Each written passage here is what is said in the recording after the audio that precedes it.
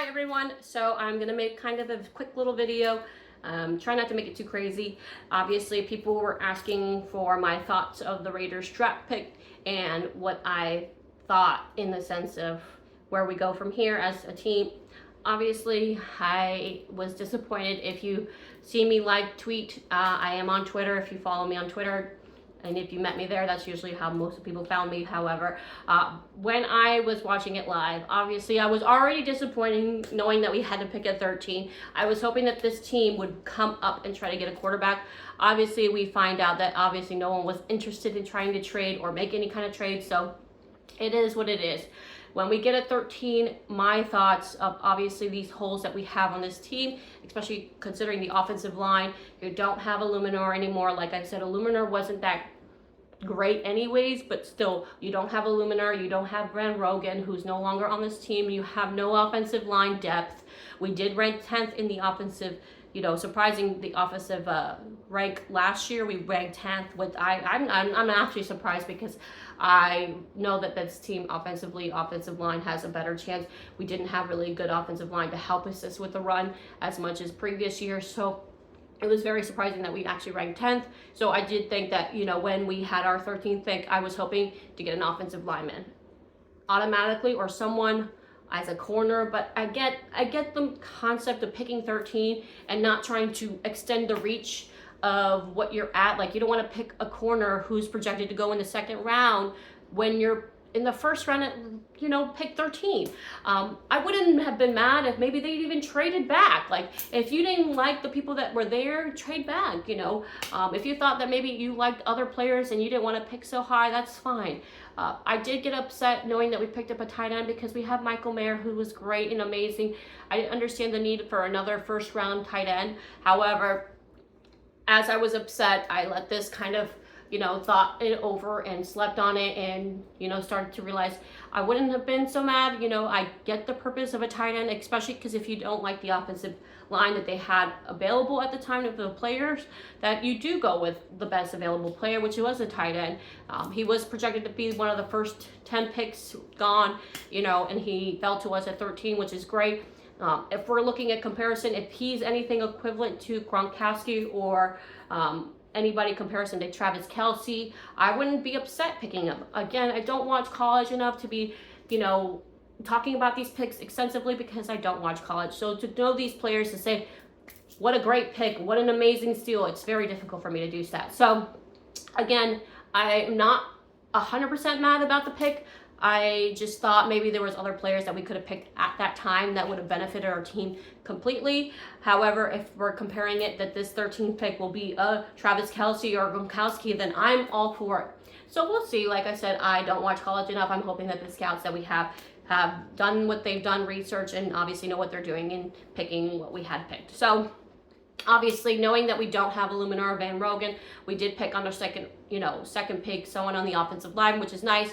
Obviously, this person was a center, and, they're going to put him as guard, which is great. We still need offensive line depth, so I'm not mad at that whole situation.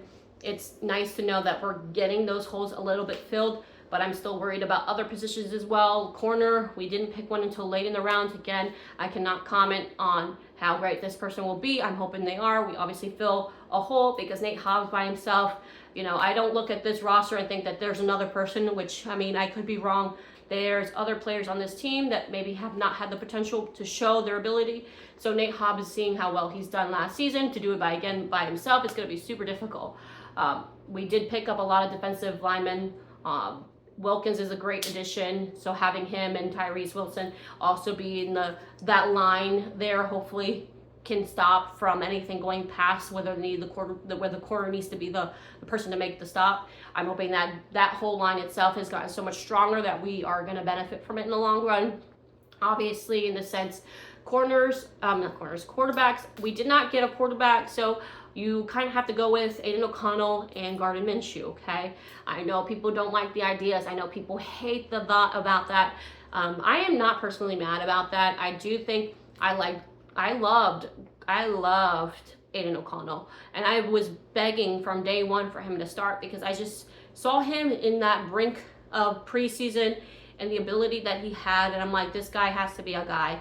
Like, I don't know why we went with Garoppolo.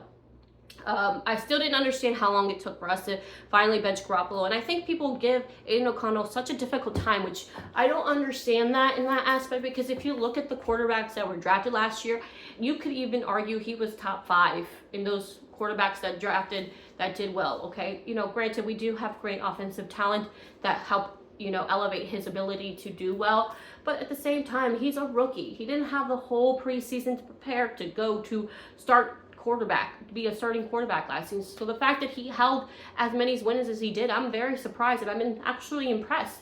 So knowing that our quarterback situation, you have Gardner Minshew, who's been amazing on the Colts. You have that ability for 2 good quarterbacks to compete it out. I think it's going to be nice and interesting. A lot of people were talking about picking up Tannehill, you know, if that would be another benefit in our quarterback situation. However, I don't think it's a good idea. Too many people, too many to compete. It makes it so hard. And if you're not going to get that better than Gardner Minshew, then there's no point. I would say Tannehill is about equal to Gardner Minshew in the sense that there's no benefit in us signing another quarterback and making it even more difficult to have people compete, and the time, the ability to see them compete and make a very good pick and who be your starting quarterback.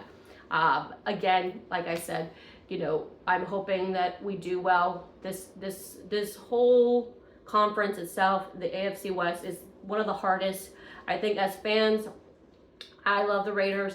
I am very realistic that this is not something like, you know, you're in a division where you have Patrick Mahomes. Like, he's continuously proved himself back year and year. He's a championship winner. So when I have to think about how the Raiders have to respond and how to beat him. I mean, we beat him once last year. I think we have the ability to beat him. However, it's not like I'm mad at the fact that, you know, we're not a championship team. We're building. We're still building, and I do believe that this coaching staff is a lot improved in comparison to previous years. So I'm excited. You have a lot of people that now we are adding to the defensive scheme area, and now we may become that defensive team. And I'm excited to see that perspire and like bloom and become what we need to become better. So obviously a lot of things have changed. So I'm excited. I was kind of upset at the fact that we did pick another tight end when we have a lot of holes. I think the best thing about having an extra tight end in your offensive line, in your starting offense, is the ability to assist the offensive line to block for players, especially because now you have Michael Mayer and you have Bowers, who both, if they're really great and amazing, you can even argue that the defensive scheme at opposite of you is going to have a difficult time trying to plan, because you have 2 really good tight ends. You don't know where the offense is going to go at any play. They can go to one or the other one could be assisting with a block. It makes it very confusing. So I do like the aspect of picking a really great tight end. So I'm hoping that will benefit us for our offensive, you know, starting offensive line here. Other things, obviously, I feel that we needed to pick up, that we had a hole. We lost Josh Jacobs. I love Josh Jacobs. He obviously didn't want to stay with the team and felt that, you know, it was time for him to move on, which it happens. It is what it is. I'm not angry about it. I think that obviously I am concerned because our running back depth isn't that great. You have Abdullah and you have Zamir White, and then I look at the rest of the lines and the names, and I'm like, these players don't excite me. And, you know, we did pick up a running back late in the round, so like I said, I can't speak on the quality of what we picked in the drafts. I'm just speaking on the holes that we have. So picking up a running back late in the round tells me that, you know, you're just going to bring another running back as of depth. You are confident in Zamir White and Abdullah to be one of your starters. This will be the first season, I think, that Zamir White will have to come into the season knowing he's the first running back. There's nobody he's really competing with except for Abdullah, maybe, that will help him with touches. Am I excited about Zamir White?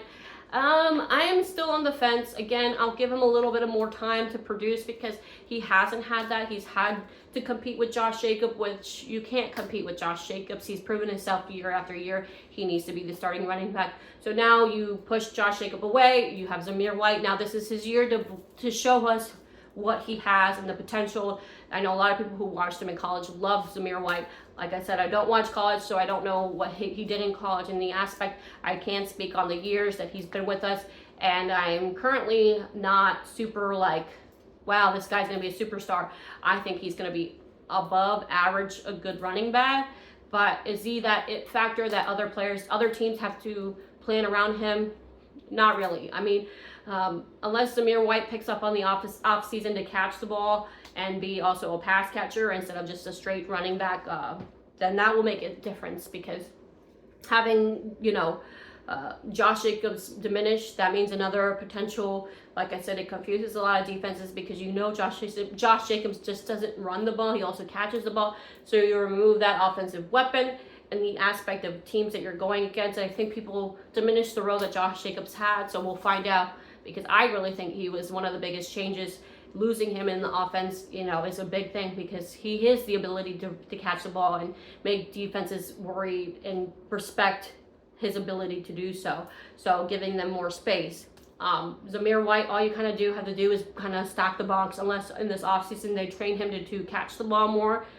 That's my concern. Obviously, when you bring Abdullah, he catches the ball. So, these teams are going to know what to do, because they've seen what Zamir White has done in the last year. And they also seen Abdullah, what he's done in the last year. I don't like Abdullah. He has terrible awareness of protecting the ball. So his ability to fumble is scary. Every time I see him out there, I'm like, please don't fumble the ball. Please, just please don't fumble the ball, because I've seen him fumble so many times, which makes me a little nervous. So I also know that he can catch the ball. So there's no real answer in this running back depth. So I'm curious in how this will go. Maybe you guys think that Zamir White is, going to be fine. He's going to do great. He's going to prove everybody wrong. I'm just thinking it's just going to be, he's just going to be a running back. Nothing too impressive. And I'm hoping I'm wrong, because I do think having Josh Jacobs gone, you have big holes to, big shoes to fill. And can you do it? It's going to be the season to do so. Tell me what you guys think. Do you think, the tight end was the best, best choice, best pick, best to improve this team completely? Or do you think like I think, in the sense that there was other offensive line holes, other holes on this team that we could have filled? I understand we didn't want to reach for certain players, and I understand that as well. Or, like I said, the other option was trading back, which I wish they would have done it if that was the case. And, I could be wrong. This tight end could be Travis Kelce and Gronkowski, and then I'm like, talking out of my ass. So again, tell me what you think. If you guys watch college, please feel free to give me some insight and, what you think this will help the Raiders, or do you think that this will ultimately just be another season where we're kind of competing for nothing? I think a lot of a lot of fans were upset that we made wins that we could have just lost and put us at a higher draft position.